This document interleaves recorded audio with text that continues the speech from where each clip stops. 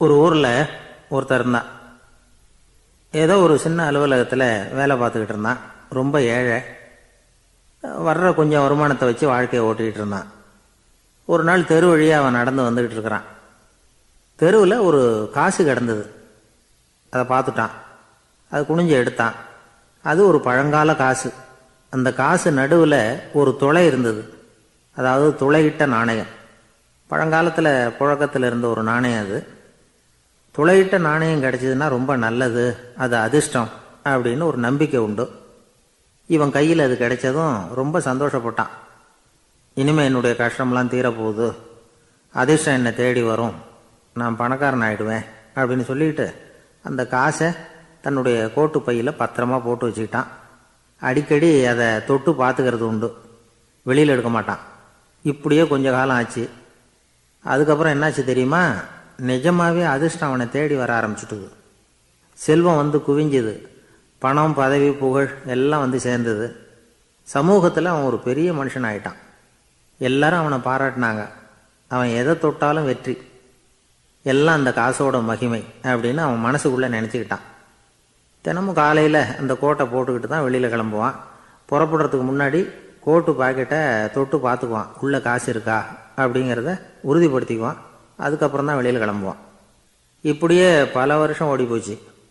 ஒரு நாள் அவனுக்கு அந்த ஆசை வந்துட்டுது. அதாவது அந்த துளையிட்ட நாணயத்தை எடுத்து கண்ணால் பார்க்கணும் அப்படின்னு. காலையில் சாப்பிட்டுக்கிட்டு இருந்தான். அப்போ தன்னுடைய மனைவிகிட்ட சொன்னான், ரொம்ப நாளைக்கு அப்புறம் என்னுடைய அந்த நாணயத்தை இன்னைக்கு வெளியில் எடுத்து பார்க்க போகிறேன்னா. என்னத்துக்கு அது, இப்போ அதை பார்க்க வேணாமே அப்படின்னு மெதுவாக இழுத்தாங்க அந்த அம்மா. இல்லை இல்லை, நான் பார்த்தே தீரணும் அப்படின்னு அவன் தன்னுடைய சட்டை பைக்குள்ளே கையை விட்டான். உள்ளே இருந்த நாணயத்தை வெளியில் எடுத்தான். பார்த்தா அவனுக்கு ஆச்சரியமாக போச்சு. அந்த நாணயத்தில் துளையே இல்லை. என்ன ஆச்சு அப்படின்னு சொல்லி அவன் ரொம்ப குழம்பி போயிட்டான். இப்போ அந்த அம்மா சொன்னாங்க, நான் தான் ஒரு நாள் உங்கள் கோட்டு ரொம்பவும் தூசியாக இருக்கேன்னு சொல்லி அதை ஜன்னலுக்கு வெளியில் உதறினேன். உள்ளே இருந்த அந்த காசு அப்போ எனக்கு தெரியாது, ஞாபகத்தில் இல்லை. அது தெருவில் விழுந்துட்டது போல இருக்கு. அதுக்கப்புறம் எவ்வளவோ தேடி பார்த்தேன், கிடைக்கல. அதுக்குள்ளே அதை யாரோ எடுத்துகிட்டு போயிட்டாங்க போல இருக்கு. அது இல்லைங்கிறது உங்களுக்கு தெரிஞ்சால் வருத்தமாக இருக்குமேங்கிறதுக்காக நான் தான் வேற ஒரு நாணயத்தை எடுத்து சட்டை பைக்குள்ளே வச்சுட்டேன் அப்படின்னு விவரத்தை சொன்னாங்க அந்த அம்மா. இது எப்போ நடந்ததுன்னு கேட்டான். உங்களுக்கு அந்த காசு கிடைச்சதே அன்னைக்கு மறுநாளே இது நடந்து போச்சு அப்படின்னாங்களாம். இதை கொஞ்சம் யோசனை பண்ணி பாருங்க. அவனுக்கு அதிர்ஷ்டத்தை கொடுத்தது அந்த நாணயம் இல்லை, அவனுடைய நம்பிக்கை, அதாவது தன்னம்பிக்கை. அதுதான் வேலை செஞ்சிருக்கு.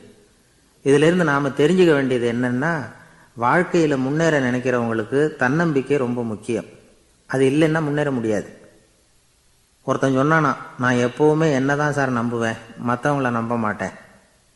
நேற்றுக்கு பாருங்க, திடீர்னு 10 பேர் என்னை அடிக்க வந்துட்டாங்க, நான் ஒருத்தனாவே அதை சமாளித்தேன் அப்படின்றான் ரொம்ப பெருமையா.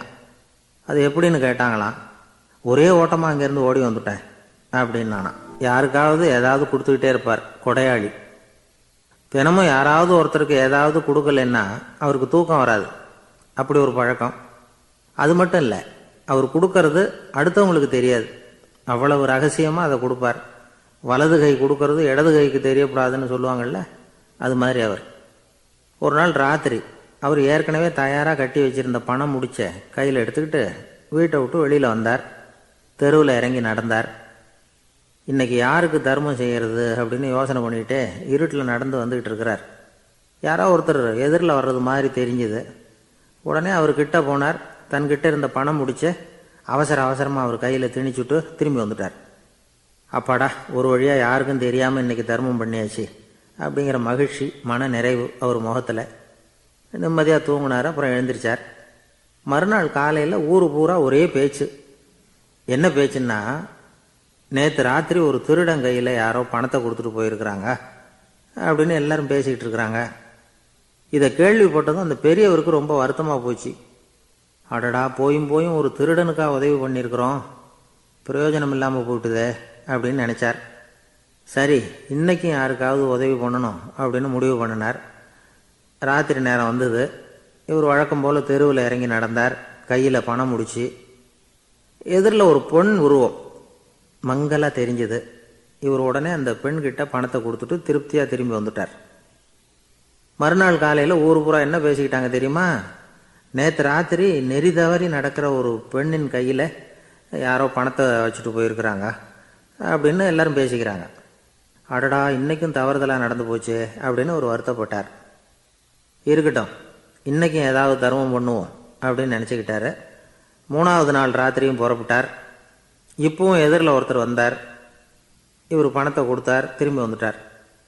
மறுநாள் மக்கள் என்ன பேசிக்கிட்டாங்கன்னா, நேற்று ராத்திரி ஒரு செல்வந்தர் கையில் யாரோ பணத்தை கொடுத்துட்டு போயிருக்கிறாங்க அப்படின்னு பேசிக்கிட்டாங்களாம். அவருக்கு ரொம்ப வருத்தமாக போயிட்டுது. என்ன இது தினம் இப்படி ஆகிக்கிட்டு இருக்குதே அப்படின்னு நினச்சிக்கிட்டே படுத்து தூங்கினார். அன்னைக்கு ராத்திரி ஒரு கனவு. அந்த கனவுல இறைவன் வந்து சொன்னாராம், இதோ பாருப்பா, நீ கொடுத்த தர்மம் வீணா போயிடல. உன்கிட்ட பணம் வாங்கின அந்த திருடன் திருந்திட்டான், அந்த பொண்ணும் திருந்திட்டா, அந்த செல்வந்தனும் கொடையாளி ஆயிட்டான், எல்லாருக்கும் உதவி பண்ண ஆரம்பிச்சுட்டான் அப்படின்னு சொன்னாராம். இந்த கதையை சொன்னவர் யாருன்னா நபிகள் நாயகம். இதில் உள்ள கருத்து என்னன்னா, நல்ல மனசோட தர்மம் பண்ணுனா அது வீணா போகிறதில்ல. இன்னொரு கருத்து, தர்மம் வந்து தன்னை மட்டுமல்ல அடுத்தவங்களையும் தீமையிலிருந்து காப்பாற்றும். இதுதான் நாம் புரிஞ்சிக்க வேண்டியது.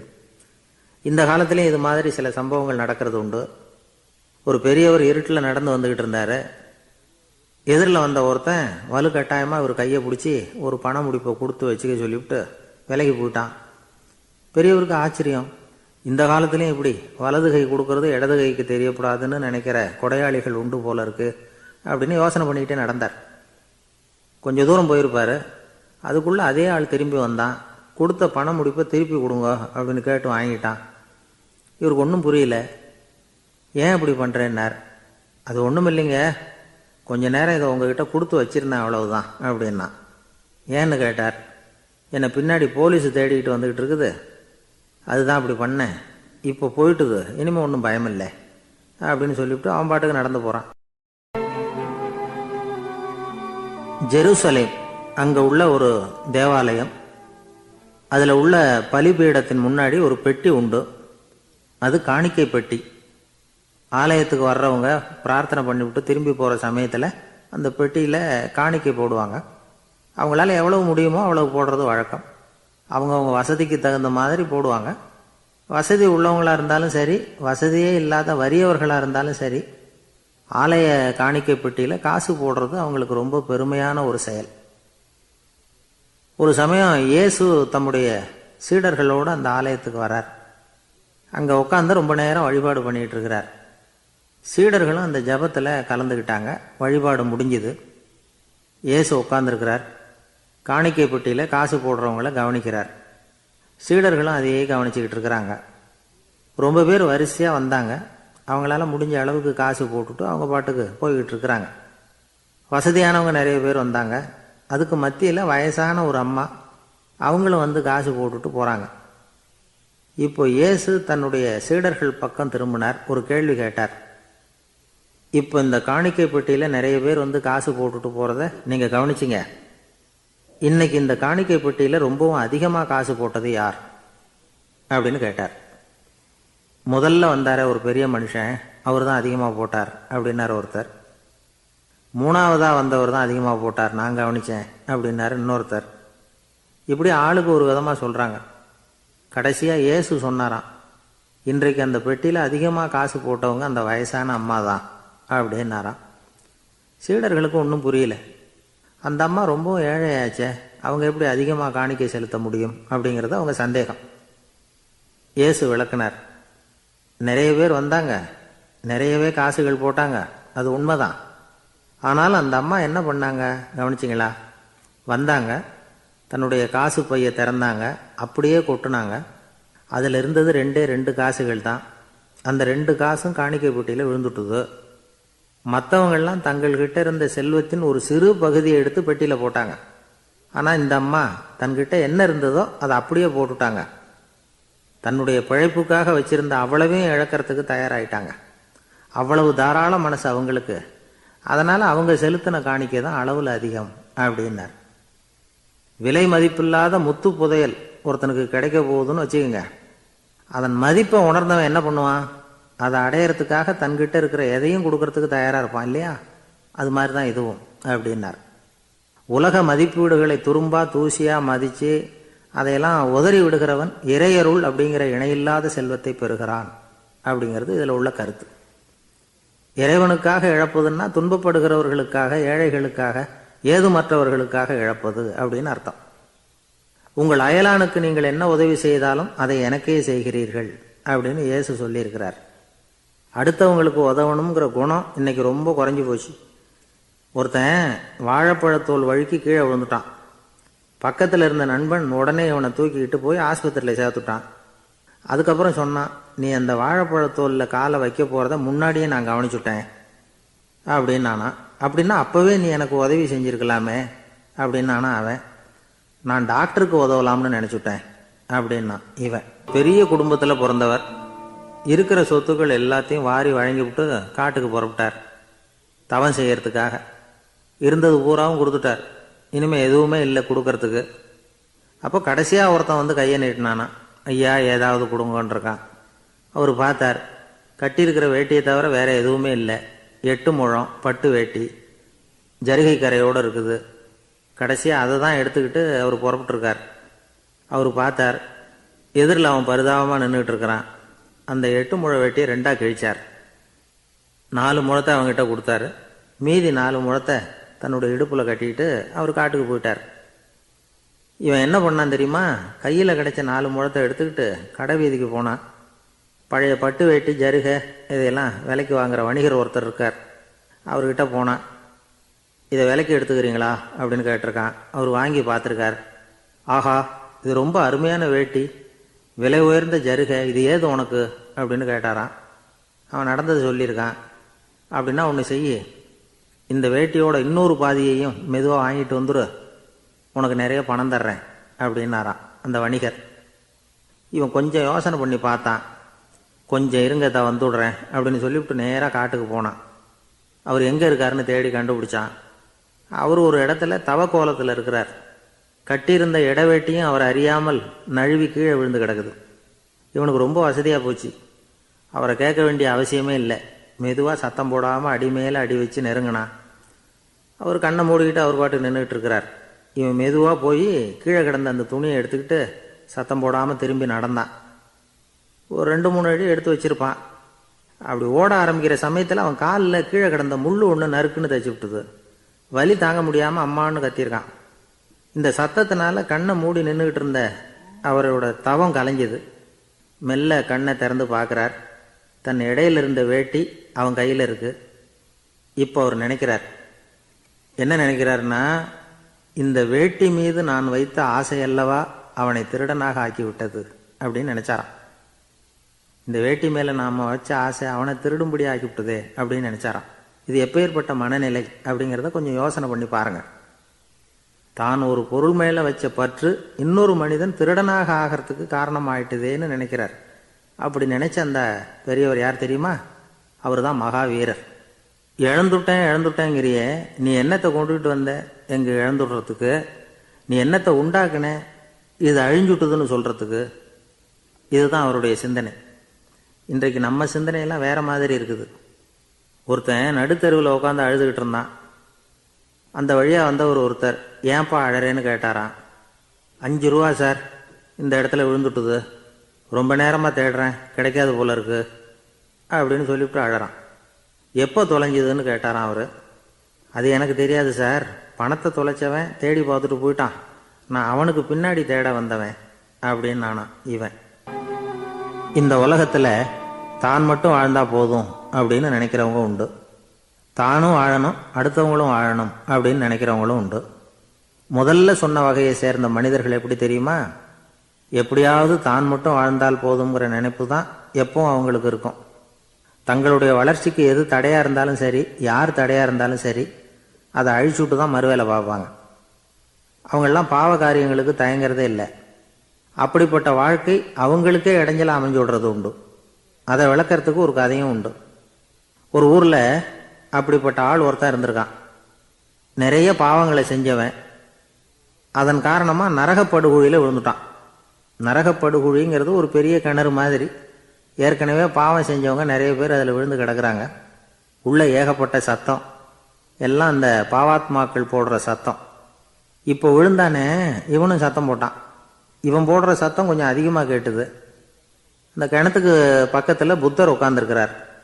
அவர் காதில் இவன் போடுற சத்தம் விழுந்தது. உடனே அந்த கிணத்தடிக்கு போனார். குனிஞ்சு பார்த்தார். சாமி என்னை காப்பாற்றுங்க அப்படின்னு கத்தனான் இவன்.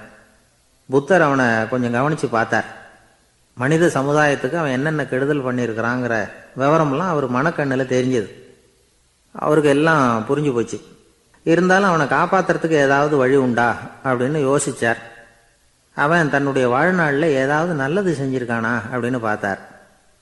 ஒரே ஒரு சமயம் அவன் தன்னுடைய காலடியில் மிதிபட இருந்த சிலந்தியை மிதிக்காமல் தாண்டி போயிருக்கிறான். இந்த ஒரு காரியத்துக்காக அவனை கரையேற்ற முடியுமா அப்படின்னு நினைச்சார். அவ்வளவுதான். உடனே அவர் கையில் ஒரு சிலந்தி வந்து உட்காந்துதான். அதுகிட்ட இருந்து நூல் இழை வெளிவர ஆரம்பிச்சது. அந்த நூல் இழை கிணற்று ஆழம் வரைக்கும் அப்படியே நீண்டுகிட்டே போச்சான். புத்தர் பார்த்தார். இந்த நூலை பிடிச்சிக்கிட்டு மேலே ஏறி வா அப்படின்னார். என்னங்க சொல்றீங்க, இந்த சிலந்தி நூல் என்ன தாங்குமான்னு கத்துனான். எல்லாம் தாங்கும், அதை பிடிச்சிக்கிட்டு ஏறி வா அப்படின்னார். சந்தேகத்தோடவே அவன் அந்த நூல் இழைய பிடிச்சி இழுத்து பார்த்தான். ரொம்ப வலுவாக இருந்தது. அவனுக்கு ஆச்சரியம். அதை பிடிச்சிக்கிட்டே மெதுவாக மேலே ஏறி வர ஆரம்பிச்சிட்டான். பாதி தூரம் ஏறி வந்திருப்பான். அப்போ அவன் காலுக்கு கீழே ஏதோ சத்தம். என்னன்னு குனிஞ்சு பார்க்கறான். கீழே கிடந்தவங்க சில பேரும் அந்த நூலை பிடிச்சி மேலே வந்துக்கிட்டு இருக்கிறாங்க. இவனுக்கு கோபம் வந்துட்டுது. தன்னுடைய இடுப்பில் வச்சிருந்த கத்தியை எடுத்து தன்னுடைய காலுக்கு கீழே நூல் இழையை அப்படியே வெட்டி விட்டுட்டான். இனிமேல் நாம மட்டும்தான் மேலே ஏறி வந்துடணும் அப்படின்னு நினச்சிக்கிட்டான். ஆனால் நடந்தது என்ன தெரியுமா? மொத்த நூல் இழையும் அப்படியே அருந்து கீழே விழுந்துட்டுது.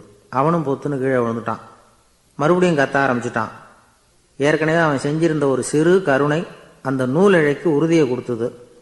இப்போ அவன் செஞ்ச பாவம் அந்த நூல் இழைய வலுவிழக்க செஞ்சுட்டுது.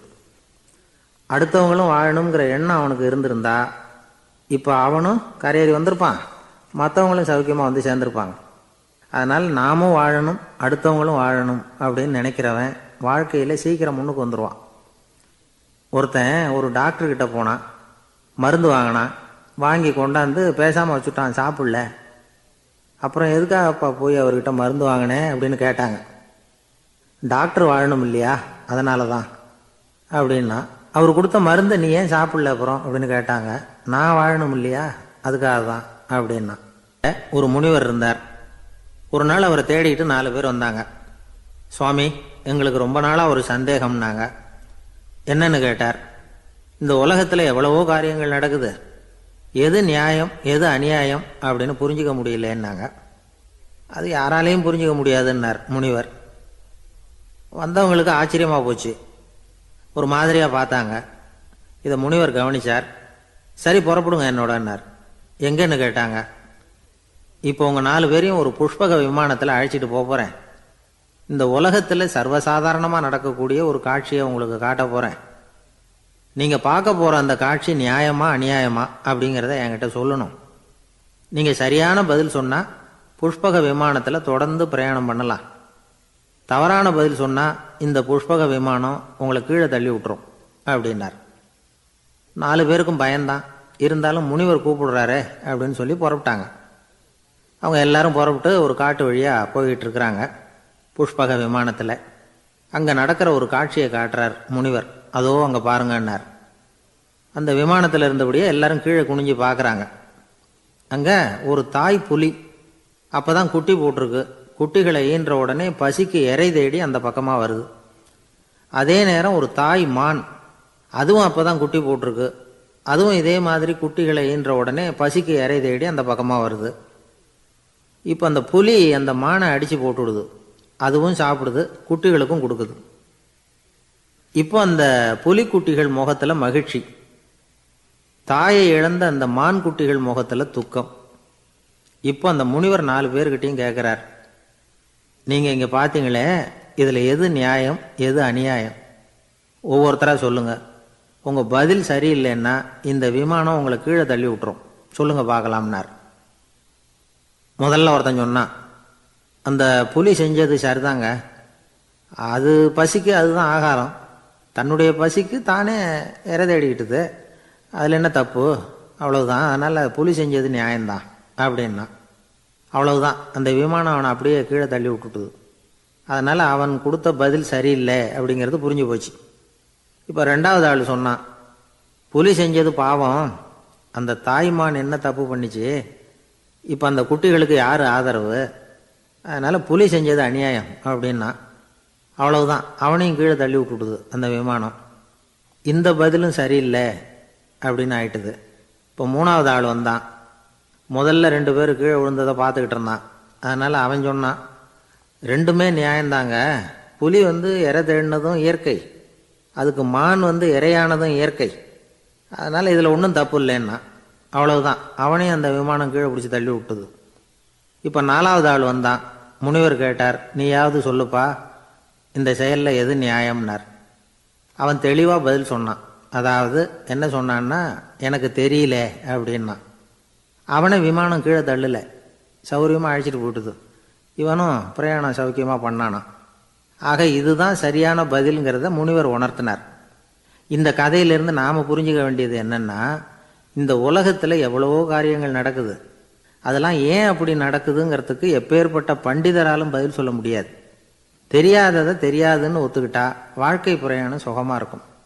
அதனால் தேவையில்லாத விஷயங்களை புரிஞ்சுக்கிறதுக்கு நேரத்தை செலவு பண்ணிகிட்டு இருக்கக்கூடாது. வாழ்க்கையை குழப்பிக்கக்கூடாது. வாழ்க்கைக்கு தேவையானது என்னவோ அதை மட்டும் புரிஞ்சுக்கிட்டா போதும். இந்த காலத்து ஆள் ஒருத்தன் ஒரு பெரியவரை தேடி வந்தான். ஐயா, ஒரு சந்தேகம்னா. என்ன உன்னுடைய சந்தேகம்னார். பகுத்தறிவுன்னா என்ன, விதின்னா என்ன அப்படின்னு கேட்டான். இதுக்கு அவர், இப்போ உன்னுடைய வலது காலை தூக்குன்னார். தூக்கினான். சரி, இப்போ உன்னுடைய வலது காலை கீழே இறக்காம உன்னுடைய இடது காலையும் தூக்குன்னார். தூக்கினான். பொத்துன்னு கீழே விழுந்துட்டான். பெரியவர் சொன்னார், உன்னால் ஒரு காலை தூக்க முடிஞ்சுது, அதுதான் பகுத்தறிவு. 2 கால்களையும் ஒரே சமயத்தில் தூக்குனா அடிபடும், அப்படிங்கிறது தான் விதி அப்படின்னு விளக்கம் கொடுத்தார். இவன் தன்னுடைய விதியை நொந்துக்கிட்டே இடுப்பை பிடிச்சிக்கிட்டு அங்கேருந்து நடந்து போயிட்டானான். ஒரே ஒரு ஊரில் ஒரு கோயில் இருந்தது.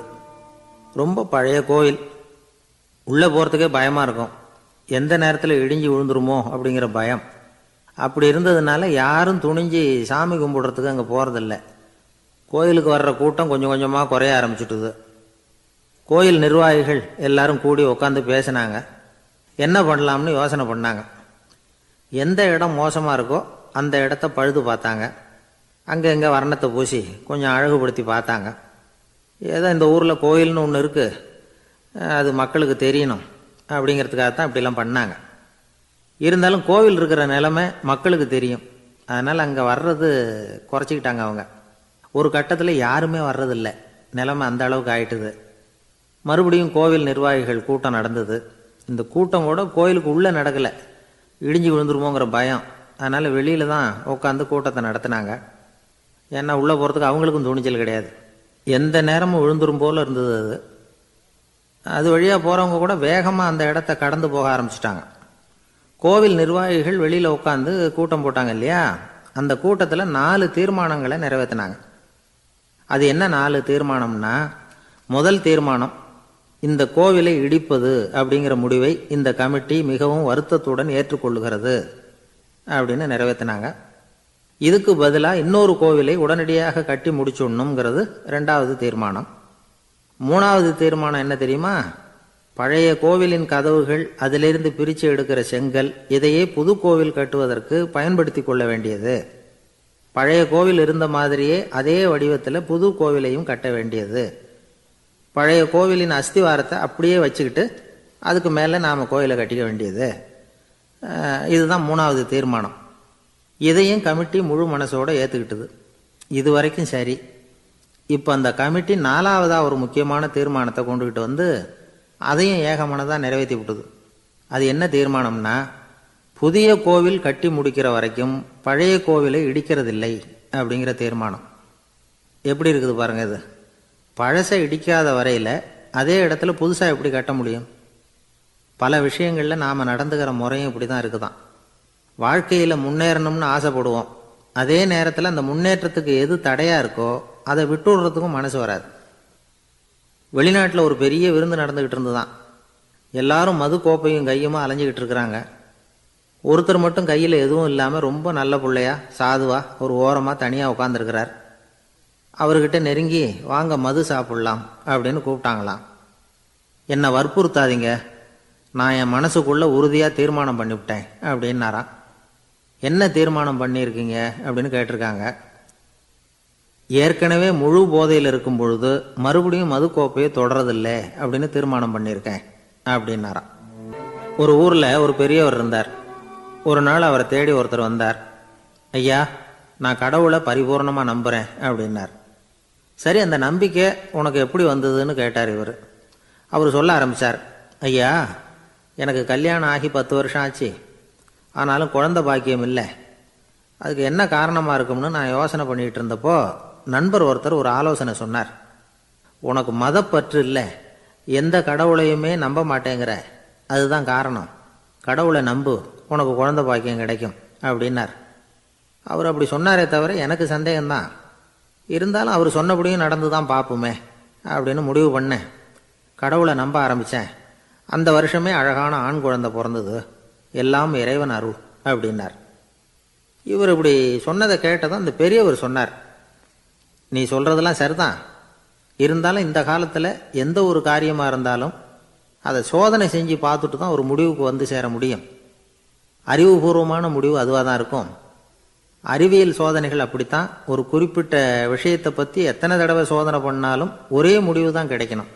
அதுதான் சரியாக இருக்கும். அதனால் இப்போ மறுபடியும் ஒரு சோதனைன்னார்.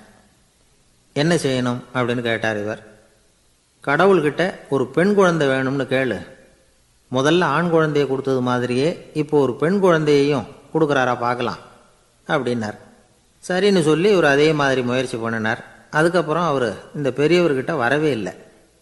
கொஞ்ச காலம் கழித்து இவரே அவரை தேடிக்கிட்டு போய் கதவை தட்டினார். அவர் கதவை திறந்தார். என்ன ஆச்சு, கடவுள் கண் திறந்தாரா அப்படின்னு கேட்டார். அவர், அந்த சமாச்சாரம்லாம் நமக்கு வேணாம் சார். முதல் தடவை அது ஏதோ தற்செயலாக ஏற்பட்ட ஒரு சாதகம். இப்போ நீங்கள் 2வது தடவை சொன்ன பிறகு தினமும் கடவுளை வேண்டிக்கிட்டு தான் இருக்கிறேன், ஒன்றும் நடக்கலை அப்படின்னார் ரொம்ப விரக்தியாக. ஒரே ஒரு தோல்வியில் உங்கள் நம்பிக்கையெல்லாம் பறந்து போயிடுது பார்த்தீங்களா அப்படின்னார் அந்த பெரியவர். எல்லாம் நல்ல விதமாக நடக்கிற வரைக்கும் நம்பிக்கை, எதிர்பார்த்தது தோல்வியில் முடிஞ்சுட்டுதுன்னா அவநம்பிக்கை. மற்றவர்கள் பேரில் வைக்கிற நம்பிக்கை எந்த நேரத்திலையும் விவகாரமாகி விடக்கூடிய சாத்தியம் உண்டு. நாம் நம்பிக்கை வைக்க வேண்டியது நம்மகிட்ட தான். நமக்குள்ளே இருக்கிறார் கடவுள். எனவே நம்ம பேரில் நாம் வைக்கிற நம்பிக்கை தான் உண்மையான கடவுள் பக்தி. நிபந்தனையற்ற நம்பிக்கையாக அது இருக்கணும். எல்லாம் நல்லபடியாக நடந்துக்கிட்டு இருந்தால் எந்த முட்டாளுக்கும் நம்பிக்கை வரத்தான் செய்யும் அப்படிங்கிறது ஒரு பெரிய ஒரு கருத்து. தியானத்தின் மூலமாக தான் உனக்குள்ள ஆழமாக தோண்டுனா உன்னுடைய அடி ஆழத்தில் நம்பிக்கை வந்து அப்படி ஊற்றெடுக்கும், அதை பார்க்க முடியும் அப்படிங்கிறது பெரியவர்கள் சிந்தனை. ஒரு குழந்தை அப்பாவை பார்த்து என்னப்பா பண்ணுறேன்னு கேட்டுதான். பிரார்த்தனை பண்ணிகிட்டு இருக்கிறேன்னாரான் அப்பா. பிரார்த்தனை பண்ணுனா என்ன கிடைக்கும் அப்படின்னு கேட்டுதான் குழந்தை. எல்லாம் கிடைக்கும் அப்படின்னாரான் அப்பா. நீ வச்சிருக்கிறிய பேனா அது கூட கிடைக்குமான்னு கேட்டுதான் குழந்தை. கிடைக்குமேன்னு இருக்கார். அப்படின்னா அந்த பேனாவை என்கிட்ட கொடுத்துரு, நீ பிரார்த்தனை பண்ணி வேற பேனா வாங்கிக்கோ அப்படின்னு தான் அந்த குழந்தை. ஒரு குரு இருந்தார், ஜென் குரு. அவரை தேடிட்டு ஒரு மன்னர் வந்தார். வந்தவர் ஜப்பான் மன்னர். தோட்டக்கலையை பற்றி தெரிஞ்சுட்டு போகிறதுக்காக அவர் வந்தார். எப்படி தோட்டம் அமைக்கிறது அப்படிங்கிறத பற்றி அந்த குரு விவரமாக சொல்லி கொடுத்தாரு. 1 நாள் 2 நாள் இல்லை, 3 வருஷம் கற்றுக் கொடுத்தார். அதுக்கப்புறம் சொன்னார், நான் கற்றுக் கொடுத்துட்டேன், இனிமேல் நீங்கள் போகலாம், போய் தோட்டம் அமைக்கலாம். அதுதான் உங்களுக்கு பரீட்சை. தோட்டம் அமைச்ச பிறகு சொல்லி அனுப்புங்க, நான் வந்து பார்க்குறேன். நீங்கள் இங்கே என்னவெல்லாம் கற்றுக்கிட்டீங்களோ அதையெல்லாம் அங்கே செயல்முறையில் செஞ்சு காட்டுங்க அப்படின்னு சொல்லி அனுப்பி வச்சார். மன்னர் போனார். அரண்மனைக்கு பக்கத்திலேயே ஒரு பெரிய தோட்டத்தை உண்டு பண்ணினார். அழகான மரங்களையும் செடிகளையும் உருவாக்கினார். கிட்டத்தட்ட 1000 தோட்டக்காரர்களை பயன்படுத்தி 3 வருஷங்கள் முயற்சி பண்ணி அந்த அழகான தோட்டத்தை உருவாக்கினார். குருக்கிட்ட இருந்து செய்தி வந்தது, நாளைக்கு வந்து தோட்டத்தை பார்க்குறேன் அப்படின்னு. மன்னர் உடனே சுறுசுறுப்பாயிட்டார். முதல் நாளே தோட்டத்தை சுத்தப்படுத்தினார். ராத்திரி பூரா யாரும் தூங்கலை. எல்லாருக்கும் தோட்டத்தை ஒழுங்குபடுத்துகிற வேலை. அது அந்தந்த இடத்துல ஒழுங்காக இருக்குதா அப்படின்னு சரி பார்த்தாங்க. ஒரு தவறும் இல்லாத வகையில் அதை ஒழுங்குபடுத்தினாங்க. மறுநாள் குரு வந்தார், தோட்டத்தை பார்த்தார். அவருக்கு கோபம் வந்துட்டுது. மன்னருக்கு ஆச்சரியம், எப்பவும் சிரிச்சுக்கிட்டே இருக்கிறவர் இப்போ இப்படி இருக்கிறாரு அப்படின்னு. மெதுவாக குருக்கிட்ட போய் எல்லாம் சரியாக தானே இருக்குது அப்படின்னார். எல்லாம் சரிதான், ஆனாலும் எங்கே அந்த பொன்னிற காற்று அப்படின்னார். உதிர்ந்த இலைகள், பொன் மஞ்சள் நிற இலைகள் காற்றில் அப்படி புரண்டு ஓடுவதை நான் பார்க்க முடியவில்லையே அப்படின்னாராம். அது இல்லாமல் இந்த தோட்டம் உயிரோட்டம் உள்ளதாக இருக்காது, இதில் பாடல் இல்லை ஆடல் இல்லை, அதெல்லாம் இல்லாமல் இந்த தோட்டம் ரொம்பவும் செயற்கையாக தெரியுதேன்னாராம். மன்னர் இப்போ தான் யோசனை பண்ணார். கீழே கிடந்த காஞ்சி போன இலைகள் மட்டும் இல்லை, மரத்தில் இருந்த காஞ்சி போன இலைகளையும் அப்புறப்படுத்தி சுத்தமாக வச்சிருக்கிறார். இறப்பும் வாழ்க்கையினுடைய ஒரு பகுதி தான். மரணம்ங்கிறது வாழ்க்கைக்கு எதிரானது அல்ல, அதை நிரப்பும் ஒரு பகுதி தான் அது. மரணம் இல்லையில் வாழ்க்கையே இல்லை அப்படிங்கிறது பெரியவங்க கருத்து. இப்போ அந்த தோட்டம் அழகாக தான் இருக்குது, இருந்தாலும் அது ஒரு ஓவியம் மாதிரி உயிர் இல்லாமல் இருக்கு. குரு ஒரு வாளியை கையில் எடுத்துக்கிட்டார், தோட்டத்தை விட்டு வெளியில் போனார். ஏற்கனவே வீசி எறிந்த அந்த சருகுகளை எல்லாம் அள்ளி கொண்டுகிட்டு வந்தார். உள்ள எல்லா இடங்கள்லையும் அதை வீசினார். உடனே காற்று அந்த காய்ந்த சருகுகளையும் பழுத்த இலைகளையும் அசைக்க ஆரம்பிச்சுட்டுது. இப்போ அங்கே சலசல சத்தம், சங்கீதம், இலைகளின் நடனம், ஓவியம் மாதிரி இருந்த அந்த தோட்டத்துக்கு இப்போ உயிர் வந்துட்டுது. இதுதான் அந்த பொன்னான காற்று அப்படின்னாராம் குரு. மன்னருக்கு புரிஞ்சுது. மிகப்பெரிய ஜென் கேள்வி ஒன்று உண்டு. உம்மான் அப்படிங்கிற ஒரு பெரிய குருவை பார்த்து துறவி ஒருத்தர் கேட்டாராம், இலைகள் எல்லாம் கீழே விழுந்து மரங்கள் மொட்டையாக இருக்கும் பொழுது என்ன நடக்கும்? இதுதான் கேள்வி. இதுக்கு உம்மான் சொன்ன பதில் பொன்னான காற்று, தி கோல்டன் விண்ட் அப்படின்னாராம். இதுக்கு என்ன விளக்கம்னா, உன்னுடைய எண்ணங்கள் எல்லாம் உன்னுடைய மனசிலிருந்து கீழே விழுந்து உனது உள்ளுணர்வானது மொட்டையாக நிற்கும் நிலைதான் அது. உனது வேர்களின் அருகில் காற்று வீசுகிறது. எல்லா எண்ணங்களும் உன்னிலிருந்து வெகு தூரத்துக்கு புரண்டு கொண்டே சென்று விடுகிறது. நீ அவற்றை கடந்து விட்டால் நீ அவைகளுக்கெல்லாம் மேலெழுந்து கீழே பார்ப்பவனைப் போல நிற்க ஆரம்பித்து விடுவாய். அதுதான் தியானம் என்பது அப்படின்னு சொல்றாங்க. தியானம்ங்கிறது எண்ணத்துக்கு எதிரானதில்லை, தியானம்ங்கிறது எண்ணங்களை கடந்து செல்வது தான். அதுக்கப்புறம் நாம் பொன்னிற காற்றில் ஆட ஆரம்பிச்சிருவோம். இதுதான் பெரியவர்கள் சொல்றது. என்கிட்ட ஒருத்தர் தோட்டம் அமைக்கணும்னு யோசனை கேட்டு வந்தார். எல்லாம் சொல்லி கொடுத்தேன். செடிகள்லாம் செழிப்பாக வளரணும்னா வேர் காயாமல் பார்த்துக்குங்க, தினமும் தண்ணி விடுங்க அப்படின்னு சொல்லி அனுப்பி வச்சேன். ஒரு மாதம் கழிச்சு ஒரு தோட்டத்தை பார்க்கறதுக்காக போனேன். போய் பார்த்தா எல்லா செடியும் வாடி கிடக்குது. என்னங்க இப்படி பண்ணிவிட்டீங்கன்னு. நீங்கள் சொன்னபடி தான் செஞ்சேன்னார்.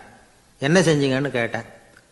வேறு காயாமல் பார்த்துக்க சொன்னீங்க, தினமும் ஒரு தடவை எல்லா செடியையும் ஒவ்வொன்றா பிடுங்கி பார்த்து வேறு காயாமல் இருக்கா அப்படின்னு பார்த்துட்டு அதுக்கப்புறம் தண்ணி பாய்ச்சனே, அவ்வளவுதான் அப்படின்னார். ஒரு ஊரில் 4 நண்பர்கள் இருந்தாங்க. 4 பேரும் சோம்பேறிகள். 4 பேருக்கும் எந்த வேலையும் செய்யறதுக்கு உடம்பு வளையறதில்லை. இருந்தாலும் சோம்பேறித்தனத்தில் ஒருத்தருக்கு ஒருத்தர் கொஞ்சம் வித்தியாசம் உண்டு. அதுக்கு தகுந்த மாதிரி அவங்களுக்கு பேர் அமைஞ்சு போச்சு. ஒருத்தன் கால் சோம்பேறி, இன்னொருத்தன் அரை சோம்பேறி, அடுத்தவன் முக்கால் சோம்பேறி, கடைசி ஆள் முழு சோம்பேறி. இவங்க 4 பேரும் நண்பர்கள். அப்புறம் எப்படி காரியம் நடக்கும்? 4 பேரும் ஒரு வீதியில் அப்படியே நடந்து போய்கிட்டு இருக்கிறாங்க. நல்ல பசி. எங்கேயாவது சோறு போடுவாங்களா அப்படின்னு பார்த்துக்கிட்டே வந்தாங்க. அவங்க வந்த வழியில் ஒரு ரூபா காசு கிடந்தது தரையில். அவங்க கண்ணில் அது பட்டுது. ஆனாலும் அதை குனிஞ்சு எடுக்கணுமே, அதுக்கு சோம்பேறித்தனம். முழு சோம்பேறி பார்த்தான். பக்கத்தில் வந்துக்கிட்டு இருந்த முக்கால் சோம்பேறிக்கிட்ட சொன்னானா, டேய் அதை கொஞ்சம் குனிஞ்சு எடுறா அப்படின்னானா. அவன் என்ன பண்ணான் தெரியுமா? அதுக்கு அடுத்தபடியாக வந்த அரை சோம்பேறிக்கிட்ட சொன்னானா, டேய் நீ அதை கொஞ்சம் குனிஞ்சு எடுறா அப்படின்னானா. அவன் இவனை விட மோசம், அடுத்தவங்கிட்ட சொல்லியிருக்கிறான். அவனும் குனியறதுக்கு தயாராக இல்லை. ஆக கூடி கடைசியில் யாருமே காசை எடுக்கலை. என்னத்துக்கு அனாவசியமாக உடம்ப வளைச்சிக்கணும் அப்படின்னு எல்லாரும் பேசாமல் வந்துட்டாங்க. அவங்க பாட்டுக்கு நடந்து வந்துக்கிட்டே இருக்கிறாங்க. எதிரில் ஒருத்தன் வாழைப்பழத்தை வண்டியில் வச்சு தள்ளிக்கிட்டே வந்தான். ரூபாய்க்கு 4 பழம்னு கூவி விற்றுக்கிட்டே வர்றான். இப்போ அந்த முழு சோம்பேறி சொன்னானா, டேய் வழியில் கிடந்ததை ரூபா, அதையாவது எடுத்துக்கிட்டு வந்திருந்தா இப்போ இந்த பழத்தை வாங்கி ஆளுக்கு ஒன்று சாப்பிடலாமே அப்படின்னானா. ஆமாம் சாப்பிட்ருக்கலாமே அப்படின்னாங்களாம் மற்றவங்களும். ஆனாலும் திரும்பி போய் அதை எடுக்கணும்னு யாருக்கும் தோணலை. பேசாமல் சோர்ந்து போய் நடந்து வந்தாங்களாம். இருட்டி போச்சு. வழியில் ஒரு கோவில். சரி இங்கேயே படுத்து தூங்குவோம் அப்படின்னா ஒருத்தன். அதுதான் சரின்னாங்க மற்றவங்களும். அப்படியே மண்டபத்தில் படுத்துட்டாங்க. கோவில் அர்ச்சகர் வேலையெல்லாம் முடிச்சுவிட்டு வெளியில் வந்திருக்காரு. இவங்கள பார்த்தாராம். ஏன் இப்படி சோர்ந்து போய் கிடக்குறீங்க அப்படின்னு விசாரிச்சிருக்கார். 2 நாளாச்சுங்க நாங்கள் சாப்பிட்டு அப்படின்னாங்களாம். அவர் உடனே ஐயோ பாவம் அப்படின்னு சொல்லி பானை, விறகு, அரிசி, தண்ணி எல்லாம் கொடுத்து நீங்களே சமையல் பண்ணி சாப்பிட்டுக்குங்க அப்படின்னு சொல்லிவிட்டு போயிட்டார். இந்த 4 பேருக்கும் சமையல் பண்ணி சாப்பிட்ணும்னு ஆசையாக தான் இருந்தது. ஆனால் அடுப்பு பற்ற வைக்கணுமே, அதுக்கு தீப்பெட்டி வேணுமே, தீப்பெட்டி இல்லை. இப்போ முழு சோம்பேறி ஆரம்பித்தான். அடுத்தவனை பார்த்து, டேய் கடைக்கு போய் ஒரு தீப்பெட்டி வாங்கிட்டு வாயேன் அப்படின்னு நானான். அவன் வழக்கம் போல் அடுத்தவங்ககிட்ட சொல்லியிருக்கான், அவன் அதுக்கு அடுத்தவங்ககிட்ட சொல்லியிருக்கிறான். கடைசியாக கால் சோம்பேறிக்கிட்ட வந்து சேர்ந்தது. அவனும் அது நம்மால் முடியாது அப்படின்னு பேசாமல் இருந்துட்டான். இப்போ தீப்பெட்டி வேணுமே, அதுக்கு என்ன பண்ணுறது? அவங்களுக்குள்ளே பேசி ஒரு முடிவுக்கு வந்தாங்களாம். அதாவது யார் முதல்ல வாயை திறந்து பேசுகிறாங்களோ அவங்க தான் தீப்பெட்டி வாங்கிறதுக்கு போகணும் அப்படின்னு. அவ்வளவுதான். உடனே 4 பேரும் வாயை கெட்டியாக மூடிக்கிட்டு படுத்துக்கிட்டாங்க. அவங்க சமையல் பண்ணி சாப்பிட்டாங்களா என்ன அப்படிங்கிறது அர்ச்சகருக்கு தெரியல. சரி பார்த்துட்டு வரலாமேன்னு வந்தார். வந்து பார்க்குறாரு, இவங்க 4 பேரும் அசையாமல் படுத்து கிடக்குறாங்க. அர்ச்சகர் பயந்துட்டார். ஒருவேளை பசி தாங்காமல் செத்து போட்டாங்களோ அப்படிங்கிற பயம், அல்லது நாம் கொடுத்த உணவுப் பொருளில் ஏதாவது விஷம் கலந்துருக்குமோ அப்படின்னும் பயந்தார். அப்படின்னா நம்ம மேலே பழி வந்துருமே அப்படின்னு நினச்சி நடுங்க ஆரம்பிச்சிட்டார். அப்புறம் அவரும் ஒரு முடிவுக்கு வந்தாராம். கோவிலுக்கு பக்கத்துலேயே ஒரு பெரிய குழி இருந்தது. அதில் ஒவ்வொருத்தரையாக இழுத்துக்கிட்டு போய் போட்டார். கொஞ்சம் மண்ணை தள்ளினார், காலால் மிதித்தார். அவர் மிதித்த மிதி ஒருத்தன் அடி வயத்தில் போட்டுவிட்டுது. அவன் உடனே வலி தாங்காமல் ஐயோ அம்மான்னு அலறினான். உடனே நடந்தது என்ன தெரியுமா? மற்ற 3 பேரும் துள்ளி எழுந்திரிச்சாங்களாம். அவனை பார்த்து, நீ தாண்டா தீப்பெட்டி வாங்க போகணும், நீ தாண்டா வாங்க போகணும், நீ தான் சத்தம் போட்ட அப்படின்னு சொல்லி ஆரம்பிச்சுட்டாங்களாம். அர்ச்சகர் பார்த்தார், இது பேய் மாதிரி தெரியுதுன்னு நினச்சிக்கிட்டு ஒரே ஓட்டமாக ஓடி போட்டாராம். கிராமப்புறங்களில் இப்படி ஒரு கதையை சொல்கிறது உண்டு. சோம்பல்ங்கிறது நம்ம முன்னேற்றத்துக்கு பெரிய தடை அப்படிங்கிறத நாம் புரிஞ்சுக்கணும். அதுதான் இந்த கதை சொல்கிற நீதி.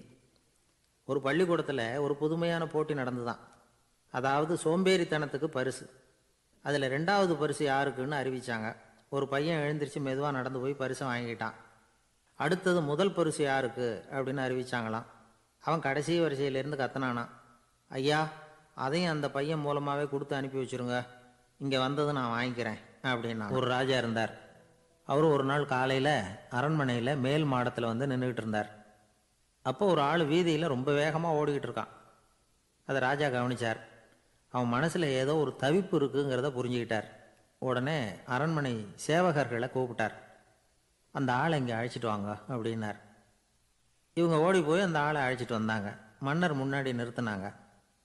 மன்னர் அவனை நிமிர்ந்து பார்த்தார். எதுக்காக இவ்வளோ வேகமாக ஓடிக்கிட்டு இருக்கிற அப்படின்னு கேட்டார். இதுக்கு அவன் சொன்னான், மன்னா, நம்ம கோட்டையின் வடக்கு வாசல் இருக்கு இல்லையா, அது ஓரமாக ஒரு பெரிய பாறாங்கல் கிடக்கு. அதுக்கு அடியில் நான் ஒரே ஒரு வெள்ளி நாணயத்தை புதைச்சி வச்சுருக்கேன். அது இப்போ எனக்கு தேவைப்படுது. என்னுடைய மனைவிக்கு ஒரு பரிசு வாங்கி கொடுக்க வேண்டியிருக்கு. அதுக்காக தான் அவசரமாக ஓடிக்கிட்டு இருக்கிறேன் அப்படின்னா. மன்னர் யோசனை பண்ணார். அப்புறம் சொன்னார், அதுக்காகவா இப்படி ஓடுற? பரவாயில்ல, அதை பற்றி கவலைப்படாத. நான் உனக்கு 10 வெள்ளி காசுகள் தர்றேன், வாங்கிட்டு திரும்பி போ அப்படின்னார்.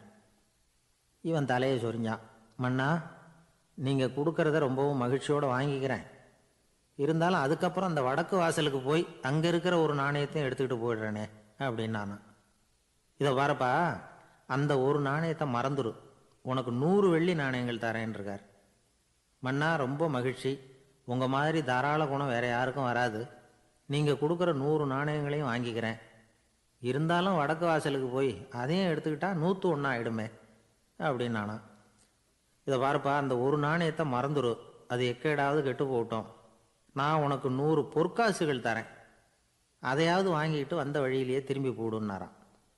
தங்க நாணயங்களே தரேன்னு சொல்கிறீங்க, தாராளமாக வாங்கிக்கிறேன். இருந்தாலும் வடக்கு வாசலுக்கு போய் அப்படின்னு மறுபடியும் ஆரம்பித்தான். அரசர் வந்து பொறுமை இழந்துட்டார். கடைசியாக ஒரு முடிவுக்கு வந்துட்டார். இதை பாருப்பா, உனக்கு என்னுடைய ராஜ்யத்திலேயே பாதியை கொடுத்துட்றேன், அப்படியாவது திருப்தியாக திரும்பி போ அப்படின்னாராம். மன்னா, உங்களுடைய பெருந்தன்மைக்கு ஈடு இணையே கிடையாது. தேசத்திலேயே பாதி பிரித்து கொடுக்குறேன்னு சொல்கிறீங்க, அதனால் உங்ககிட்ட ஒரு சின்ன வேண்டுகோள் அப்படின்னானா. சொல்லுன்னாராம் மன்னர் ஆர்வமாக. இவன் மெதுவாக ஆரம்பித்தான். அப்படி இந்த ராஜ்யத்தை 2ஆக பிரிக்கிறப்போ அந்த வடக்கு வாசல் இருக்கிற பக்கத்தை என்கிட்டயே கொடுத்துருங்கோ அப்படின்னானா. மன்னர் அசந்து போயிட்டார். இந்த கதை எதுக்காகன்னு கேட்டால், மனம்ங்கிறது ஒரு குரங்குங்கிறத புரிஞ்சுக்கிறதுக்காகத்தான். உன்னை பிடிச்சிக்கிட்டா லேசில் விடாது. அப்படிப்பட்ட மனசை அறிவு தான் வழி நடத்தணும். அதில் தான் வாழ்க்கையின் வெற்றி அடங்கியிருக்குது. ஒரு சின்ன பையன் தெருவில் அழுதுகிட்டு இருந்தான். ஏன்பா அழுகுறேன்னு ஒரு பெரியவர் கேட்டார்.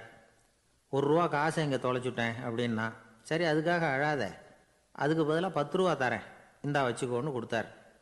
அந்த 10 ரூபாயை வாங்கி சட்டப்பையில் போட்டுக்கிட்டு அதை விட அதிகமாக சத்தம் போட்டு அழ ஆரம்பிச்சிட்டான். மறுபடியும் ஏன்டா அழறேன்னு கேட்டார் பெரியவர். அந்த 1 ரூபாயும் கிடச்சிட்டுதுன்னா இப்போ என்கிட்ட 11 ரூபா இருக்குமே, இப்போ 10 ரூபா தானே இருக்குது அப்படின்னு சொல்லிவிட்டு அழறான் ஒருத்தர். அவருக்கு ஜாதகத்தில் நம்பிக்கை உண்டு. அவரே ஜோசியம்லாம் பார்ப்பார். என்ன சார் இந்த காலத்தில் இதையெல்லாம் நம்பிக்கிட்டு இருக்கீங்களே அப்படின்னு கேட்டால், உங்களுக்கு ஒன்றும் தெரியாது சார், இந்த உலகத்தில் ஒவ்வொருத்தரும் அவங்கவங்க செய்கிற நல்லது கெட்டதுக்கு தகுந்த பலனை அனுபவிச்சே தீரணும்பார். அது மட்டும் இல்லை, ஒருத்தர் செத்துட்டா கூட அவன் செஞ்ச பாவ புண்ணியங்கள் கூடவே போய்கிட்டு இருக்கோம்பார். அது எப்படி கூட போவோம் அப்படின்னு குதர்க்கமாக கேட்டால், அதுக்கு அவர் ஒரு கதை சொன்னார். அது ரொம்ப சுவாரஸ்யமாக இருந்தது.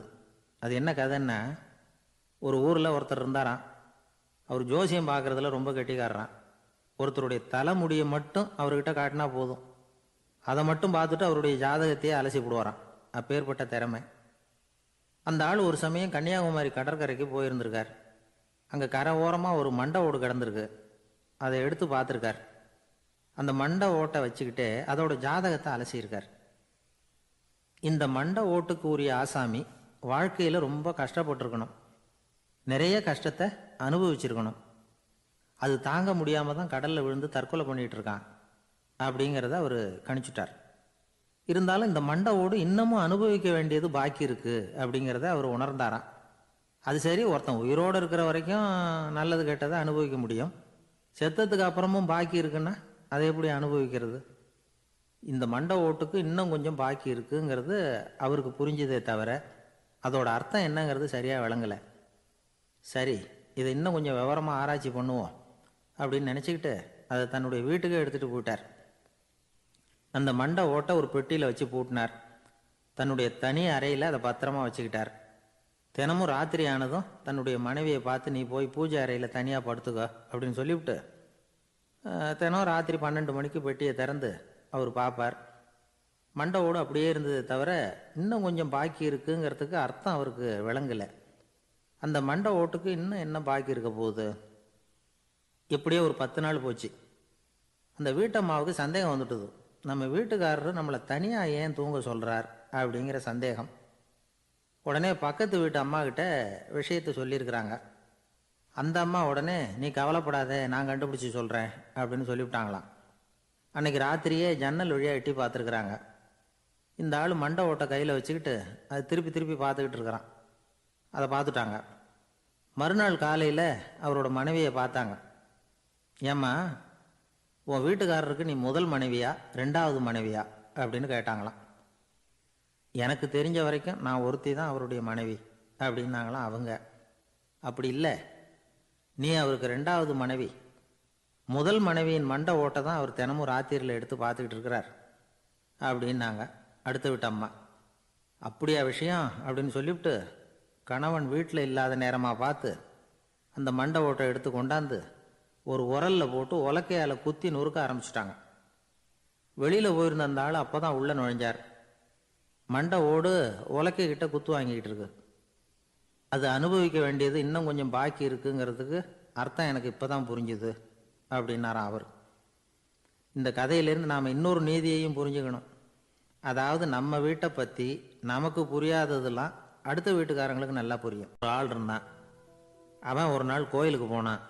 கடவுள்கிட்ட வேண்டிக்கிட்டான், எனக்கு ஒரு 1,00,000 ரூபா நீ கொடுத்தா நான் உன் சன்னதியில் ஒரு தேங்காய் உடைக்கிறேன் அப்படின்னு வேண்டிக்கிட்டான். கடவுள் பார்த்தார். உடனே அவன் கண் முன்னாடி தோன்றினார். இந்தா நீ கேட்ட 1,00,000 ரூபாய் அப்படின்னு சொல்லி அவன் கையில் பணத்தை கொடுத்துட்டு மறைஞ்சிட்டார். இவனால் நம்பவே முடியல. இவ்வளவு சுலபமாக கிடைக்கும்னு தெரிஞ்சிருந்தா அனாவசியமாக ஒரு தேங்காய் உடைக்கிறேன்னு வேண்டியிருக்க வேண்டியது இல்லையே அப்படின்னு நினச்சான். இருந்தாலும் வேண்டுதலை நிறைவேற்ற வேண்டியது கடமை. அதுக்காக என்ன பண்ணான், பக்கத்தில் ஒரு கடைக்கு போனான்.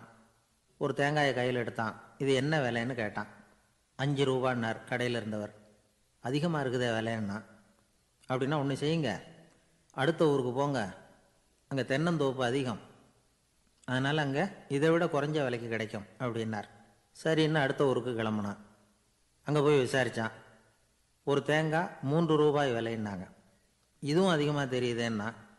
அப்படின்னா ஒன்று செய்ய, அதோ அந்த ஆற்று ஓரமாக ஒரு தென்னை மரம் இருக்கு பார், அதில் நீயே ஏறி பறிச்சுக்கோ, ஒரு தேங்காய்க்கு 1 ரூபா கொடுத்தா போதும் அப்படின்னார் அந்த தோப்புக்கு சொந்தக்காரரு. இவனுக்கு மரம் ஏற தெரியாது, இருந்தாலும் ஆசை யாரை விட்டுது, விலை சல்லிசாக இருக்குதே. ஆற்று ஓரம் போனால் தட்டு தடுமாறி அந்த மரத்தில் ஏறினா அந்த தென்னை மரம் வளைஞ்சி ஆற்று பக்கம் போய் அப்புறம் நிமிர்ந்து இருந்தது. அதாவது மரத்தின் உச்சி சரியாக ஆற்றுக்கு நடுவில் இருந்தது. ஆற்றுல வெள்ளம் கரைபுரண்டு ஓடிக்கிட்டு இருக்கு. இவன் கடவுள் கொடுத்த 1,00,000 ரூபாயை மடியில் வச்சு இறுக்கி கட்டிக்கிட்டான். உச்சிக்கு போய் காய் பறிக்கிற சமயத்தில் காற்றும் மழையும் பலமாக கலந்து அடிக்க ஆரம்பிச்சுட்டுது. கால் வழுக்கி விட்டுட்டுது. இவன் சடார்னு ஒரு தென்னை மட்டையை பிடிச்சிக்கிட்டு தொங்க ஆரம்பிச்சிட்டான். கீழே பயங்கரமான வெள்ளம், மடியில் 1,00,000 ரூபா பணம், என்ன செய்யறதுன்னு தவிக்கிறான். இந்த சமயம் கரையில் ஒரு யானை பாகன் யானையை குளிப்பாட்டிக்கிட்டு இருக்கிறான். அது அவன் கண்ணில் பட்டது. ஐயா ஒரு உதவின்னு கத்துனான். அவன் என்ன செய்யணும்னு கேட்டான். உன் யானையை மெதுவாக இங்கே அழைச்சிட்டு வா, எனக்கு நேராக கீழே நிறுத்து, என் காலை பிடிச்சி மெதுவாக கீழே இறக்கி விட்டுரு, என் மடியில் இருக்கிற பணத்தில் உனக்கு 10,000 ரூபா தரேன் அப்படின்னா. அவன் பார்த்தான், காலை கையை பிடிச்சா கூட எவனும் இந்த காலத்தில் 10 ரூபாய்க்கு மேலே தரமாட்டேங்கிறான், இவன் காலை பிடிச்சா 10,000 தர்றேங்கிறான் அப்படின்னு யோசனை பண்ணான். உடனே யானையை கொண்டுட்டு போனான். அவனுக்கு நேராக கீழே நிறுத்தினான். அவன் காலை பிடிச்சான். அவ்வளவுதான். அந்த நேரம் பார்த்து யானை மெதுவாக நடந்து அப்பால் போட்டுது. இப்போ யானை பாகன் அவன் காலை கெட்டியாக பிடிச்சிக்கிட்டு தூங்குறான். பரிதாபமாக மேலே பார்க்குறான். அவன் மட்டையை பிடிச்சிக்கிட்டு தூங்குறான்.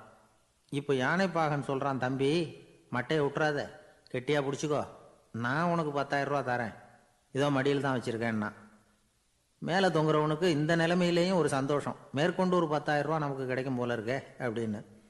இந்த சமயத்தில் ஒருத்தன் ஒட்டகத்தை ஓட்டிகிட்டு வந்தான் அந்த பக்கமாக குளிப்பாட்டுறதுக்கு. யானை பாகம் பார்த்துட்டான். ஐயா ஒட்டகக்காரரே, அதை இங்கே கொண்டுகிட்டு வா, எங்கள் காலை பிடிச்சி பத்திரமா இறக்கி விடு, நாங்கள் பணம் கொடுக்குறோம்னா. அவனும் பணத்துக்கு ஆசைப்பட்டு வந்தான். அவன் காலை பிடிக்கிற சமயம் ஒட்டகமும் நழுவி போட்டுது. இப்போ 3 பேருமே வரிசையாக தொங்குறாங்க.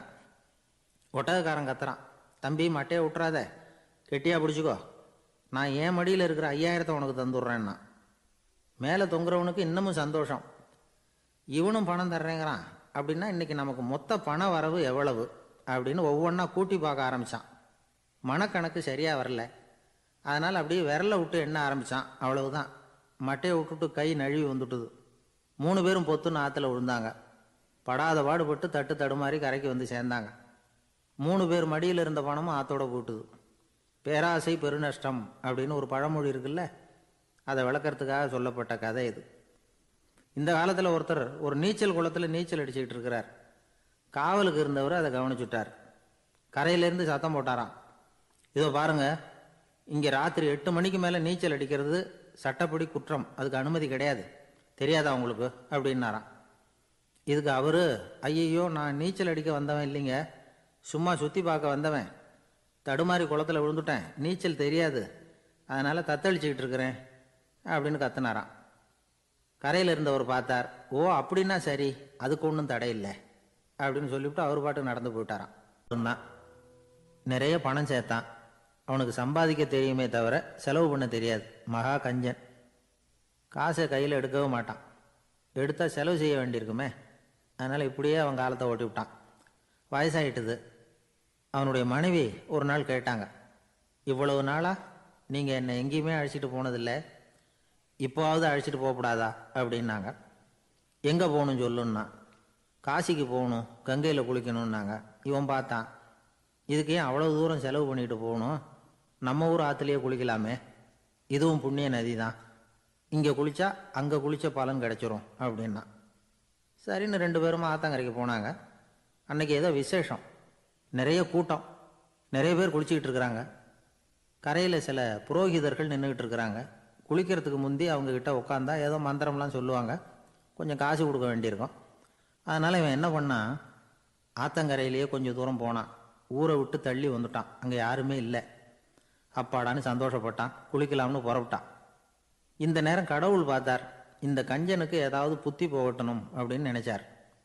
உடனே ஒரு புரோகிதர் மாதிரி உருவத்தை மாற்றிக்கிட்டு அந்த ஆள் முன்னாடி வந்து நின்னார். அவனுக்கு அதிர்ச்சி, இங்கே யாருமே இருக்க மாட்டாங்கன்னு நினச்சா இங்கேயுமே ஒரு ஆள் வந்துட்டார, என்ன பண்ணுறதுன்னு யோசனை பண்ணான். புரோகிதர் உருவத்தில் இருந்த கடவுள் சொன்னார், இதை பாருங்க, இன்னைக்கு விசேஷ நாள், நீராடுறதுக்கு முன்னாடி சுயகல்பம் பண்ணிக்கிறது ரொம்ப நல்லது அப்படின்னார். என்கிட்ட பணம் எதுவும் இல்லையேன்னா. பரவாயில்ல, அப்புறமா கொடுங்க, வாங்கிக்கிறேன், ஆனால் ஒன்று, எவ்வளவு கொடுப்பீங்கிறத மட்டும் இப்போவே சொல்லிவிடுங்க அப்படின்னார். இவன் ரொம்ப யோசனை பண்ணான். ஒரு 10 பைசா தரேன் அப்படின்னா. சரின்னு ஒத்துக்கிட்டு எல்லா கிரியைகளையும் அவர் செஞ்சார். அதுக்கப்புறம் கணவனும் மனைவியும் ஆற்றுல குளித்தாங்க. அவர் போயிட்டார். கொஞ்ச நாள் கழித்து அவன் வீட்டுக்கு வந்தார் கடனை வசூல் பண்ணுறதுக்கு. வாசலில் நின்றுக்கிட்டு இருந்த அவன் மனைவி இவரை பார்த்ததும் தயங்க ஆரம்பித்தாங்க. அந்த அம்மா கிட்ட விஷயத்த சொன்னார். அந்த அம்மா ஓடி போய் உள்ளே இருக்கிற தன்னுடைய கணவர்கிட்ட சொன்னாங்க. அவன் யோசனை பண்ணான், இப்போ வெளியில் போனால் அவனுக்கு 10 காசு கொடுக்க வேண்டியிருக்கும். அதனால் எனக்கு காய்ச்சல்னு அந்த ஆளுகிட்ட சொல்லிவிடு, இன்னொரு சந்தர்ப்பத்தில் என்னை வந்து பார்க்க சொல்லு அப்படின்னா. அந்த அம்மா போய் சொன்னாங்க. அப்படிங்களா, அப்படின்னா அவரை நான் உடனே போய் பார்க்கணுமே அப்படின்னு உள்ளே நுழைய ஆரம்பித்தார். அவங்க மறுபடியும் இருங்க தான் வரேன்னு சொல்லிவிட்டு உள்ள ஓடி விஷயத்த சொன்னாங்க. இது ஏதுடா வம்பா போச்சு அப்படின்னு பார்த்தான். மனைவியை கிட்டத்தில் கூப்பிட்டான். இதோ பாரு, ஜன்னி கண்டு நான் இறந்து போயிட்டதா சொல்லிவிடு அப்படின்னா சொன்னாங்க. புரோகிதர் பார்த்தார். அப்படின்னா ஒரு வழியாக இருந்து அவருடைய இறுதி சடங்குகளையும் நானே முடிச்சுட்டு போயிடுறேன் அப்படின்னார். உள்ளே இருந்தவன் யோசனை பண்ணான், அந்த ஆள் என்னை விடமாட்டான் போல இருக்கு. அதனால் ஒரு சவப்பெட்டியில் என்னை வச்சு தூக்கிக்கிட்டு மயானத்துக்கு போங்க, பார்த்துக்கலாம் அப்படின்னா. புரோகிதரும் விடுற மாதிரி இல்லை, கூடவே நடந்து போயிட்டு இருக்கிறார்.